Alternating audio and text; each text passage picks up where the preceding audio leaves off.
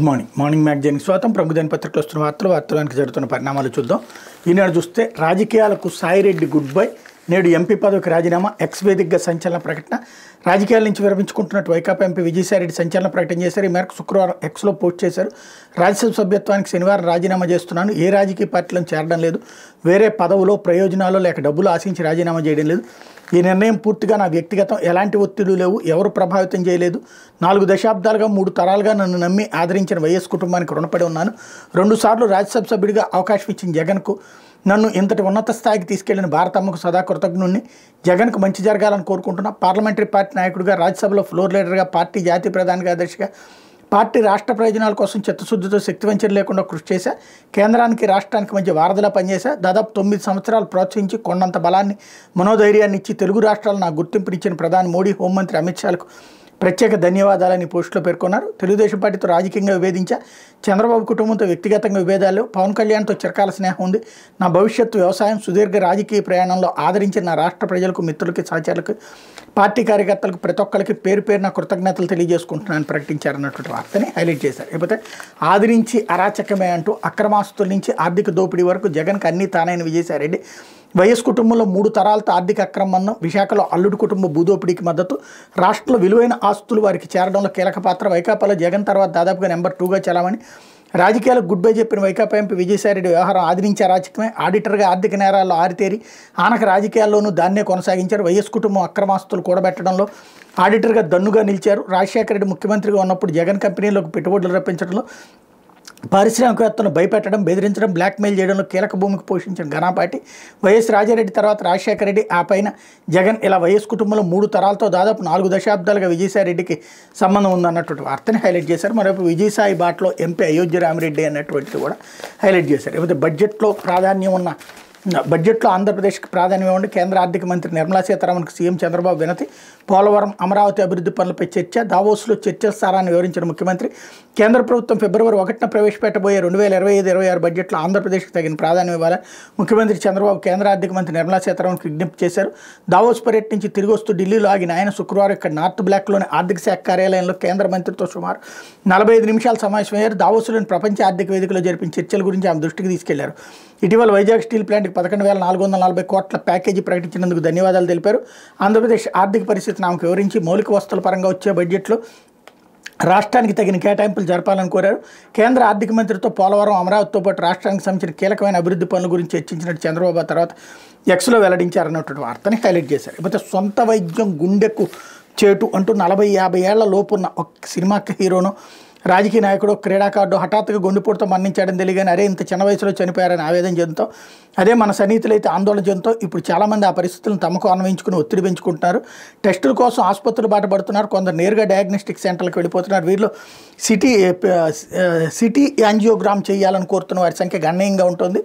అప్రమత్తత పేరుతో ఇలా చేయడం వల్ల లాభం కన్నా నష్టమే ఎక్కువ నిపుణులు చెప్తున్నారు. అసలు గుండె పరీక్షలు ఎప్పుడు అవసరం, సిటీ యాంజియోగ్రామ్ ఎవరు చేయించుకోవాలన్నటువంటి మంచి వార్తని హైలైట్ చేశారు. లేకపోతే ప్రాణవాయువు విషమిస్తోంది అంటూ దేశంలోని అత్యంత కాలుష్య నగరాల్లో విశాఖ, విజయవాడ WHO ప్రమాణాల కంటే 8 రెట్లు అధికంగా ధూళికణాల సాంద్రత.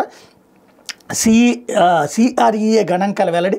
పీల్చే గాలి విషతుల్యం అయితే ప్రాణకోటి మనుగడే ప్రశ్నార్థకం అవుతుంది. ప్రఖ్యాత వైద్య జర్నల్ లాన్సెట్లో ప్రచురితమైన అధ్యయనం ప్రకారం ఢిల్లీ, హైదరాబాద్, బెంగళూరు, ముంబై వంటి 10 మహానగరాల్లో నిత్యం 7% అకాల మరణాలకు కలుషిత గాలే కారణం. ఇప్పటి వరకు వాయు కాలుష్యం అంటే మహానగరాలకు పరిమితం అనుకునేవారు ఇప్పుడు ఆ పరిస్థితి చిన్న పట్టణాల్లోనూ మొదలైంది.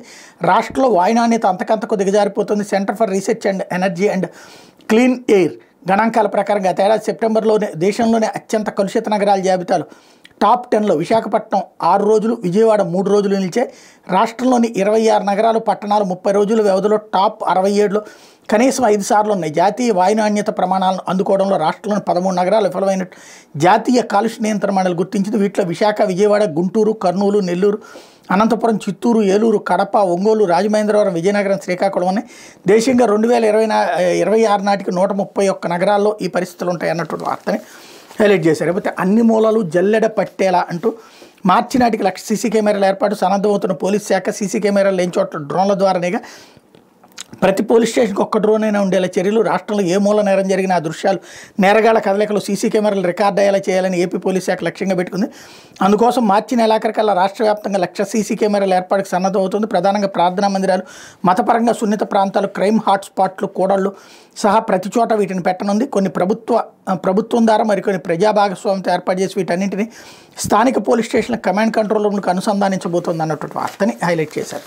లేకపోతే దళితుల చుట్టూ ఢిల్లీ రాజకీయం అంటూ అసెంబ్లీ ఎన్నికల్లో ఆ వర్గం ఓట్లకు పార్టీల వల్ల త్రిముఖ పోటీ నెలకొన్న ఢిల్లీ అసెంబ్లీ ఎన్నికల్లో దళితుల ఓట్లు అత్యంత కీలకంగా మారే ఆ వర్గం మద్దతును కూడగట్టడంలో సఫలమైతేనే అధికారాన్ని చేజిక్కించుకోగలమని రాజకీయ పార్టీల వ్యూహకర్తలు అంచనా వేస్తున్నారు. దీంతో Aam Aadmi party, BJP, Congress party నేతలు పోటీపడి మరి హామీలు ఇస్తున్నారు.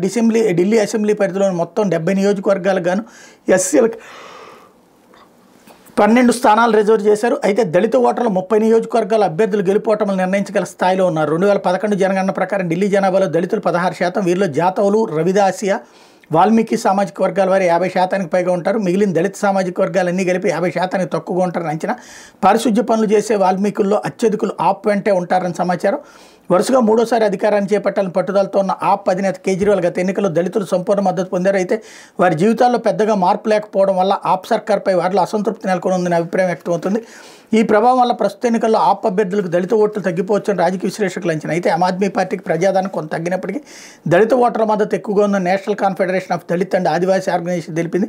తమ సర్వేలో పాల్గొన్న వారిలో 44% మంది ఆప్ వైపు, 22% మంది బీజేపీ, 21% మంది కాంగ్రెస్ వైపు మొగ్గు చూపుతున్నట్టు పేర్కొంది. ఈ సర్వేను ఈ నెల 1 నుంచి 15 మధ్య నిర్వహించినట్టు వెల్లడించింది అన్నటువంటి దాన్ని హైలైట్ చేశారు. మరోవైపు ఎస్సీ స్థానాల్లో భాజపా బోని కొట్టబోతోంది అన్నటువంటి వార్తని హైలైట్ చేశారు. జగన్ జమానాలో ఆర్థికం అస్తవ్యస్తం అంటున్నాడు. దేశంలో చివరి నుంచి 2వ స్థానం, 18 పెద్ద రాష్ట్రాలు 17వ స్థానంలో ఏపీ 2022-23 నాటి పరిస్థితులపై నీతి ఆయోగ్ విశ్లేషణ. ఆంధ్రప్రదేశ్ ఆర్థిక ఆరోగ్యం జగన్ జమానాలో ఎంత దారుణంగా ఉందో నీతి ఆయోగ్ స్పష్టం చేసింది. 2022-23 ఆర్థిక సంవత్సరంలో దేశంలోని 18 పెద్ద రాష్ట్రాల్లో ఆర్థిక స్థితిగతులను విశ్లేషిస్తూ రాష్ట్రాల ఆర్థిక ఆరోగ్య సూచిక పేరిట ఓ నివేదికను శుక్రవారం విడుదల చేసింది. కాగ్, ఆర్బీఐతో పాటు వివిధ మార్గాల నుంచి సేకరించిన సమాచారం ఆధారంగా రూపొందించిన నివేదిక ద్వారా నీతి ఆయోగ్ ఆయా రాష్ట్రాల ఆర్థిక స్థితిగతులను విశ్లేషించగా వాటిలో ఆంధ్రప్రదేశ్ 17వ స్థానంలో నిలిచింది. నాడు పంజాబ్ మినహా మిగిలిన అన్ని రాష్ట్రాలు ఏపీ కంటే మెరుగైన స్థానంలో ఉండేవని వెల్లడించింది. శుక్రవారం నీతి ఆయోగ్లో నిర్వహించిన కార్యక్రమంలో 16వ ఆర్థిక సంఘం చైర్మన్ అరవింద్ పనగడియా, నీతి ఆయోగ్ ఉపాధ్యక్షుడు సుమన్ బేరీ, సీఈఓ బీవీఆర్ సుబ్రహ్మణ్యం ఈ నివేదికను విడుదల చేశారన్నటువంటి వార్తని హైలైట్ చేశారు. ఇందులో తొలి 2 స్థానాలు ఒరిస్సా, ఛత్తీస్గఢ్ దక్కించుకుంటే చివరి 2 స్థానాలు ఆంధ్రప్రదేశ్, పంజాబ్ నిలిచినాయి అన్నటువంటి వార్తని హైలైట్ చేశారు. అయితే మావోయిస్ట్ అగ్రనేత చలపతి అంత్యక్రియలు నివాళులర్పించిన ప్రజా సంఘాల ప్రతినిధులు, మావోయిస్ట్ అగ్రనేత, ఆ పార్టీ కేంద్ర కమిటీ సభ్యుడు రామచంద్రారెడ్డి, ప్రతాప్ రెడ్డి అలియాస్ చలపతి అలియాస్ జీరామ్ అంత్యక్రియలు శ్రీకాకుళం జిల్లా పలాస్ మండలం బొడ్డపాడులో ముగిసినాయి. చలపతి స్వస్థలం చిత్తూరు జిల్లా తవణంపల్లె మండలం ముచ్చంపైపల్లి కాగా బొడ్డపాడు ఆయన భార్య అరుణ అలియాస్ వెంకటరవి చైతన్య స్వగ్రామం. ఇటీవల ఒరిస్సా, ఛత్తీస్గఢ్ సరిహద్దులో జరిగిన ఎన్కౌంటర్ చలపతి మృతి చెందిన సంగతి తెలిసిందే. శుక్రవారం మధ్యాహ్నం ఆయన మృతదేహం బొడ్డపాడుకు చేరుకుంది. వివిధ ప్రజా సంఘాల నాయకులు, గ్రామస్తులు పూలమాలలు వేసి నివాళులర్పించారు. ఊరేగింపు అనంతరం శ్మశాన వాటికల అంత్యక్రియలు పూర్తి చేశారన్నటువంటి వార్తని హైలైట్ చేశారు.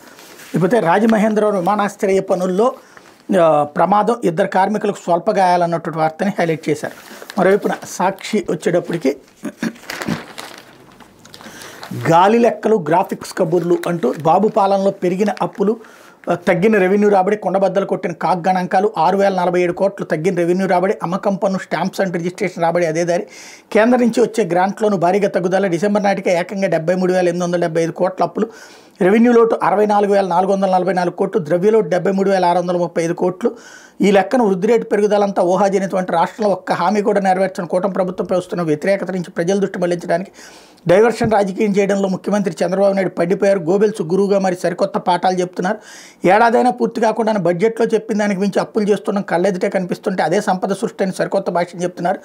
రెవెన్యూ లోటు పెరిగిపోవడం, అమ్మకం పన్ను, స్టాంప్స్ అండ్ రిజిస్ట్రేషన్ రాబడి పడిపోవడం, కేంద్ర గ్రాంట్లు తగ్గడం, అప్పులు పెరగడం, ఆర్థిక రంగ నిపుణులు కలవరబెడుతుంటే బాబు మాత్రంలో రాష్ట్రంలో వృద్ధి రేటు రయ్యని పరిగెడుతుందంటూ ప్రజలు మభ్యపెడుతున్నారు. రాబడి తగ్గినా వృద్ధి రేటు పెరుగుతుందంటున్న ఈ కిటుకు మాటలేంటో దావోస్లో ఎందుకు చెప్పలేదు చంద్రబాబు అంటూ హైలైట్ చేసుకొచ్చారు. లేకపోతే ఈసీకి 75 ఏళ్ళు అంటూ నేడు వేడుకలు పాల్గొంటున్న రాష్ట్రపతి ముర్ము సుదీర్ఘ ప్రస్థానంలో మెరుపులెన్నో, 10 ఏళ్లుగా పెరుగుతున్న సవాళ్లు, సన్నగిల్లుతున్న ఈసీ విశ్వసనీయత, ఈవీఎంల పనితీరు మీద సందేహాలు, చివరి గంటలో అనూహ్య పోలింగ్, మాజీ సారథులే వక్ అవుతున్న వైను, పోలైన ఓట్ల కంటే లెక్కిస్తున్నవి ఎక్కువ, అన్నింటికీ మౌనమే ఈసీ సమాధానం అన్నట్టు వార్తని హైలైట్ చేశారు. లేకపోతే ఊతమిస్తేనే వైద్యం బలోపేతం. సాక్షి ఇంటర్వ్యూలో public health foundation of India వ్యవస్థాపక అధ్యక్షుడిగా డాక్టర్ శ్రీనాథ్ రెడ్డి. ఎయిమ్స్ వంటి పెద్ద ఆసుపత్రుల కంటే ప్రాథమిక వైద్య రంగమే కీలకం. గ్రామ స్థాయి నుంచి జిల్లా స్థాయి ఆసుపత్రుల వరకు సదుపాయాల కల్పన ముఖ్యం. ఆయుష్మాన్ భారత్ పరిధిలోకి ఆశా అంగన్వాడీ సిబ్బందిని తీసుకురావాలి. సాంకేతికతతో వైద్యులు ప్రజల మధ్య దూరం తగ్గించాలి. వ్యసనాలు విలాసాలపై పన్నులతో రెవెన్యూ పెంచుకోవాలి. బీమా ఆరోగ్య పరిరక్షణ రంగాలపై పన్నుల భారం తగ్గించుకోవాలి అన్నటువంటి వార్తని హైలైట్ చేశారు. ఇకపోతే టీడీపీ నేత భూమేతకు చెక్ అంటూ అడ్డగోలుగా అటవీ భూముల ఆక్రమణ, నిమ్మ జామాయిల్ మొక్కల సాగు, ఫోర్జరీ సంతకాలతో పాస్ పుస్తకాలు సృష్టి, అటవీ రెవెన్యూ శాఖల జాయింట్ సర్వేలో నిగ్గుతేలిన నిజాలు, అదుపులో తిరుపతి జిల్లాకు చెందినటువంటి పావులూరు భాస్కర్ నాయుడు అన్నటువంటి వార్తని హైలైట్ చేశారు. ఇకపోతే పోలీసులకు చిక్కిన కిలాడి ఐఏఎస్ అంటూ ఒంగోలులో పట్టుకున్న విశాఖ పోలీసులు ట్రైనీ ఐఏఎస్ని అంటూ కొద్ది రోజులుగా విశాఖలో దందాలు, ఉద్యోగాల పేరుతో భర్తతో కలిసి యువత నుంచి భారీగా వసూళ్లు, ఐఏఎస్గా చలామణి అవుతున్న అమృత భాగ్యరేఖ ఎట్టకేలకు పోలీసులకు చిక్కింది. ఎంవీపీ సెక్టార్ 6లో ఉంటున్న ఈమె కొంతకాలంగా ట్రైనీ ఐఏఎస్గా చెప్పుకుంటూ భారీ ఎత్తున దందాలకు పాల్పడుతుంది. యువతకు ఉద్యోగాలు ఇప్పిస్తానంటూ భర్తతో కలిసి భారీగా వసూళ్లకు పాల్పడుతుంది. ఇటీవల ట్రైనీ ఐఏఎస్గా చెప్పుకుని ఓ షాపులోనూ దందాకు దిగింది. షాప్ యాజమాన్యం తిరగబడడంతో ఆమె ఆటలు సాగలేదు. నగరంలోని ఓ రోడ్డు పైన హంగామా చేసింది. ఈ వ్యవహారం నగర పోలీస్ కమిషనర్ దృష్టికి వెళ్లడంతో ఆయన దర్యాప్తునికి ఆదేశించారు. దీంతో ఆమె నగరం నుంచి పరారైంది. ఆమెను శుక్రవారం ఒంగోలులో పట్టుకుని విశాఖ తీసుకొస్తున్నారు. ఆమెపై ఇప్పటికే కంచెరపాలెంతో పాటుగా మరికొన్ని స్టేషన్లో కేసులు ఉన్నట్టు పోలీసులు గుర్తించారన్నటువంటి వార్తని హైలైట్ చేశారు. ఇకపోతే పైన ప్రయాణికులు కింద సరుకు అన్నటువంటి వార్తని హైలైట్ చేశారు. సరికొత్త డబుల్ డెక్కర్ రైళ్ల కేంద్ర గ్రీన్ సిగ్నల్ నూతన డిజైన్ని ఆమోదించిన ప్రధాని. ఏడాది చివరకు పట్టాలెక్కించాల ప్రణాళిక. తద్వారా తగ్గనున్న నిర్వహణ వ్యయం. కార్గోలో రెట్టింపు లక్ష్యం పెట్టుకున్న రైల్వే శాఖ. ఇప్పటిదాకా ప్రయాణికులు సరుకు రవాణాకు వేర్వేరు రైళ్లు. కొత్త తరహా డబుల్ డెక్కర్ రైళ్లు త్వరలో పట్టాలెక్కబోతున్నాయి. ప్రయాణికులు సరుకు రవాణా ఒకేసారి గమ్యం చేరేలా సరికొత్త రైళ్లను ప్రవేశపెట్టాలని రైల్వే శాఖ నిర్ణయించింది. ఈ మేరకు సరికొత్త రైలు డిజైన్ కేంద్ర ప్రభుత్వం ఆమోదించింది. ఈ మోడల్ రైళ్ల డిజైన్ను గత ఏడాది చివరిలో రైల్వే శాఖ ప్రధానమంత్రి నరేంద్ర మోడీకి పవర్ పాయింట్ ప్రజెంటేషన్ ద్వారా వివరించగా ఆయన సంతృప్తి వ్యక్తం చేశారు. సరికొత్త double decker rail design railway research development institute రూపొందించింది. పై అంతస్తుని ప్రయాణికులకు కింద అంతస్తును సరుకు రవాణాకు ఉపయోగిస్తారు. తద్వారా ఒకేసారి ప్రయాణికులు సరుకు త్వరితగతిన నిర్దేశిత గమ్యస్థానాలకు చేరేలా ఈ డబుల్ డెక్కర్ రైలు ఉపకరించడంతో నిర్వహణ వ్యయం తగ్గుతుంది. ప్రస్తుతం రైలు ప్రయాణికుల కోసం సాధారణ రైలు, సరుకు రవాణా కోసం గూడ్స్ రైళ్లను ఉపయోగిస్తున్నారు. ఒక్కో కోచ్కి 4 కోట్ల రూపాయలు అవుతుంది అన్నటువంటి వార్తని హైలైట్ చేశారు. ఇకపోతే ఆంధ్రజ్యోతి వచ్చేటప్పటికి మంచి ప్రభుత్వాన్ని మార్చేస్తే నష్టం అంటూ నవ్యాంధ్ర భవితకు నాడు పునాది వేశాం. సర్కార్ మారడంతో 0తో ప్రయాణం. రెండోసారి గెలిస్తే రాష్ట్రం ఎత్తుకెళ్లేది. ఉమ్మడి ఏపీలో వరుసగా 10 ఏళ్ళు ఉన్నాం. నాడు మంచి ప్రగతిని చూపించగలిగాం. ప్రభుత్వాలు పదే మారని రాష్ట్రాల మధ్య ప్రగతిలో చాలా వ్యత్యాసం. దీనిపై నివేదిక ఇవ్వాలని నిర్మలకి చెప్పా. టీడీపీ నేతలకు వివరించిన చంద్రబాబు. దావోస్ పర్యటన పట్ల సంతృప్తి, పాలనా దక్షతపై నమ్మకంతో కంపెనీలు రాబోతున్న అధికారులతో సీఎం. ప్రభుత్వాలు 5 ఏళ్లకు ఒకసారి మారిపోతుంటే అభివృద్ధికి నష్టం జరుగుతుందని ముఖ్యమంత్రి చంద్రబాబు వ్యాఖ్యానించారు. రాష్ట్ర విభజన తర్వాత మనం ఒక పునాది వేశాం. అది ఒక స్థాయికి చేరకముందే ప్రభుత్వం మారిపోయింది. తర్వాత వచ్చిన వైసీపీ ప్రభుత్వం తన విధ్వంస పాలనతో ఆ పునాదిని నేలమట్టం చేసింది. ఇప్పుడు మళ్ళీ మనం 0 నుంచి మొదలు పెట్టాల్సి వస్తుంది. మన ప్రభుత్వానికి కొనసాగింపు ఉంటే ఇప్పటికే ఆంధ్రప్రదేశ్ చాలా ఎత్తునుండేదని ఆయన అన్నారు. దావోస్ నుంచి గురువారం రాత్రి ఢిల్లీకి చేరుకున్న ఆయన అక్కడి నుంచి బయలుదేరి శుక్రవారం సాయంత్రం ఉండవల్లి చేరుకున్నారన్నటువంటి వార్తని హైలైట్ చేశారు. రాజకీయాలకు సాయిరెడ్డి సెలవు. నేడు రాజ్యసభ సభ్యత్వానికి రాజీనామాకి ఏ రాజకీయ పార్టీలను చేరిన వ్యవసాయమే నా భవిష్యత్తు. టీడీపీతో రాజకీయ విభేదాలు. చంద్రబాబుతో వ్యక్తిగత వైరం లేదు. జగన్, భారతి, మోడీ షాకు కృతజ్ఞతలు. ఎక్స్ వేదికగా సంచలన ప్రకటన. 10 విదేశాలకు సిబిఐ ప్రత్యేక కోర్టుకు వినపం. సిబిఐ స్పందన కోరిన న్యాయస్థానం అన్నట్టు వార్తని హైలైట్ చేశారు. లేకపోతే అక్రమ వలసదారులపై ట్రంప్ సర్కారు ఉక్కుపాదం. 538 మంది అరెస్ట్, 373 మంది నిర్బంధం. సైనిక విమానాల్లో 100 మంది డిపోర్టేషన్. జన్మతః పౌరసత్వ హక్కు రద్దును నిలిపేస్తూ కోర్టు ఇచ్చిన తీర్పుపై అప్పీల్ చేస్తాం. ట్రంప్ అమెరికా డిపోర్ట్ చేసే భారతీయులకి వెనక్కి తీసుకునేందుకు రెడీ. భారత విదేశాంగ శాఖ తాను అమెరికా అధ్యక్ష బాధ్యత చేపట్టగానే అక్రమ వలసదారులు దేశం నుంచి వెళ్ళగొడతానంటే ఎన్నికల ప్రచారంలో ప్రకటించిన డొనాల్డ్ ట్రంప్ పగ్గాలు చేపట్టిన 3వ రోజునే ఆ పని మొదలుపెట్టారు. ట్రంప్ యంత్రాంగం ఓ పక్క జనవరి 23న అమెరికాకు అక్రమంగా వలస వచ్చిన నేరగాళ్లు 538 మందిని అరెస్ట్ చేసినట్టు White House press secretary Karoline Leavitt ఎక్స్లో ట్వీట్ చేశారు. అరెస్ట్ అయిన వాళ్ళు ఒక అనుమానిత ఉగ్రవాది, వెనిజులాకు చెందిన ట్రైన్ డి అగార్వా అనే నేరగాళ్ల ముఠాలో 4 ప్రముఖ సభ్యులు, మైనర్లపై లైంగిక దాడులు పాల్పడిన పలువురు నేరగాళ్లు ఉన్నట్టు ఆమె వివరించారు. అంతేకాదు వందలాది మంది అక్రమ వలసదారులను సైనిక విమానాల్లో దేశం నుంచి డిపోర్ట్ చేసినట్టు, దేశ బహిష్కరణ చేసినట్టు పేర్కొన్నారు. చరిత్రలోని అతిపెద్ద బహిష్కరణ ప్రక్రియ ప్రస్తుతం అమెరికాలో జరుగుతుంది. హామీ ఇచ్చాం, హామీ నిలబెట్టుకుంటున్నామని ఆమె తన ట్వీట్లో పేర్కొన్నారన్నట్టు వార్తని హైలైట్ చేశారు. ఇప్పుడు దేశంలోనే అత్యంత ఖరీదైన రిఫైనరీ ఏపీలో ప్రాథమిక అంచనా 95,000 కోట్లు. భారత్ పెట్రోలియం కార్పొరేషన్ దేశంలోని అత్యంత ఖరీదైన ఆయిల్ రిఫైనరీ పెట్రోకెమికల్ కాంప్లెక్స్ని ఆంధ్రప్రదేశ్లో ఏర్పాటు చేయాలని నిర్ణయించింది. కోస్తా తీరంలో ఏర్పాటుకి బీపీసీఎల్ నిర్ణయం. ఏటా 9 మిలియన్ టన్నుల సామర్థ్యం, 6,000 ఎకరాల భూమి అవసరం. భూసేకరణ DPRకు 6,100 కోట్లు. 6 నుంచి 9 నెలల్లో DPR సిద్ధం. బీపీసీఎల్ డైరెక్టర్ రామకృష్ణ గుప్తా చెప్పారన్నట్టు వార్తని హైలైట్ చేశారు. జగన్ హయాంలో ఆంధ్ర విలవిల ఆర్థికంగా కొనారెల్లుందంటూ నీతి ఆయోగ్ నివేదిక వెల్లడి. తీవ్ర ఆర్థిక లోటు, భారీగా అప్పులు, అతి తక్కువ మూలధన వ్యయం ఘోరంగా దెబ్బతిన ఆంధ్రప్రదేశ్ ఆర్థిక ఆరోగ్య సూచీలో 17వ స్థానం. అప్పుల చెల్లింపు సామర్థ్యం 0. రాష్ట్రానికి ఆర్థిక చేయూత అవసరం.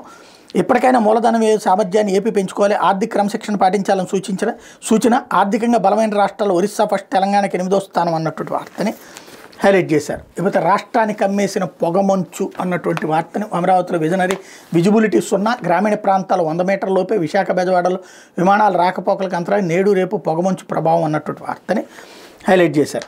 ఇది దినపత్రికలో వచ్చినటువంటి వార్తలు వెనకాల జరుగుతున్నటువంటి పరిణామాలు.